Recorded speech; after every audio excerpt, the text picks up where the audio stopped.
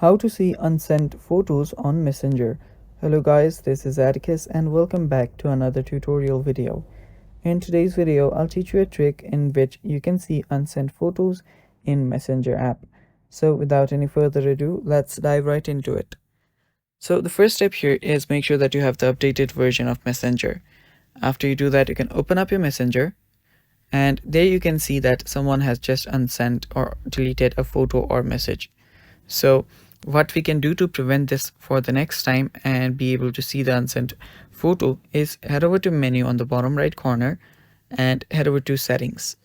You'll see the settings button right below your profile. Tap on settings, and after you tap on settings, scroll down till you find photos and media. Tap on photos and media, and there you will see an option to save the video.